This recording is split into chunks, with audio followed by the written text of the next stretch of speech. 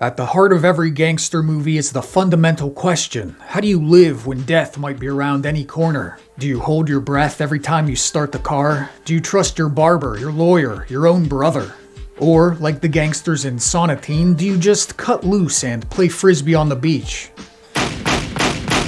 A group of yakuza, led by the jaded Murakawa, are sent to Okinawa to try and establish a truce between two allied crime families. The assignment turns out to be a ruse, however, and after barely escaping with their lives, the remaining men take refuge at a rustic shack by the sea, until eventually death comes looking for them once again. The fourth film by director and star Takeshi Kitano, Sonatine humanizes the gangster by taking him on vacation, by taking him out of the bustling city streets, stranding him on the beach, and watching what he does next. Sonatine's effectiveness is in its radical juxtaposition of elements: sudden bursts of violence set against a vast and tranquil sea, blunt, impersonal acts of cruelty sandwiched between moments of genuine warmth and humor. For the viewer, the push and pull of these elements serves as dramatic counterpoint, the rise and fall of a piece of music, but for Murakawa and company, there's much less discrepancy between a brutal murder and a day at the beach. For these men, violence seems largely mundane and routine.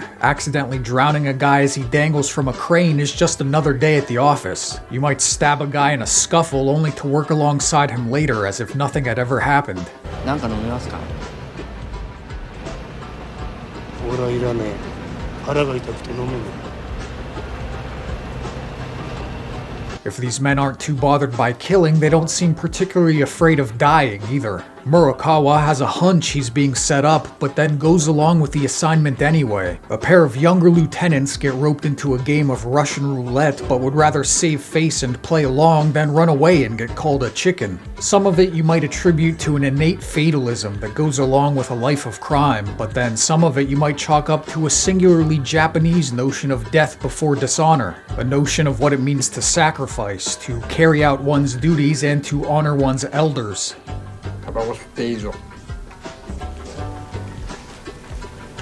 Many of the childish antics our yakuza get up to on the beach have their own casually fatal component.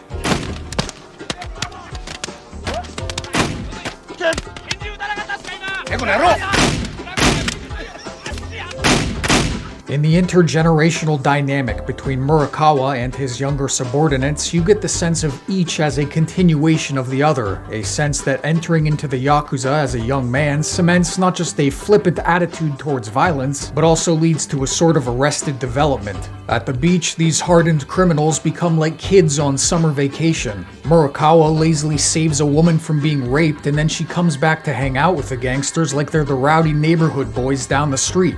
I've heard it said that Sonatine is a nihilistic film, but if anything, the central theme of Sonatine seems to be the struggle away from nihilism, the natural tendency towards meaning and humanity in the face of a looming mortality. At the beach, the yakuza naturally bond and make friends with one another. Maybe the most important dynamic is between the two junior lieutenants, and that through them you can infer a kind of blueprint for the yakuza's cycle of life and death. You make friends with a guy, you watch him die. The younger lieutenants double as a window into what makes a man like Murakawa, what might turn a guy's face to stone, and what keeps him from flinching in a firefight. Even if Murakawa isn't afraid of death, it seems like he still respects it, and isn't about to go rushing towards it for no reason. In the Russian roulette scene especially, it seems like he's trying to teach his younger subordinates a lesson, trying to steer them away from maybe the same cavalier attitude towards death that he once had. Murakawa is maybe a man where it's sometimes hard to tell the line between nihilism and stoicism. As one by one the men are gunned down, there's no soft, manly weeping, no angry, righteous scream towards the heavens. Grief is a return to the hard streets of Tokyo. Grief is a cold, habitual sort of revenge, and a business-as-usual attitude towards life and death. But then if life and death in the yakuza seemed cold and impersonal, it at least had structure, was not completely without any sort of meaning.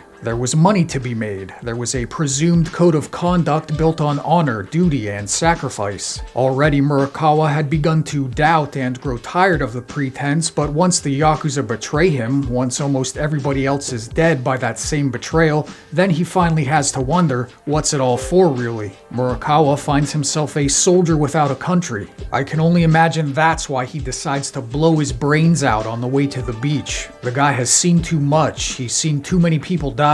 Again, you could say that's a nihilistic note to go out on, but to me, nihilism suggests an absence of choice, where good, bad, living, and dying are all one and the same, and while Murakawa may have arrived at such an impasse, the film itself seems to suggest life and the importance we place upon it as a willful exercise in humanity. In conclusion, Sonatine is a really good movie.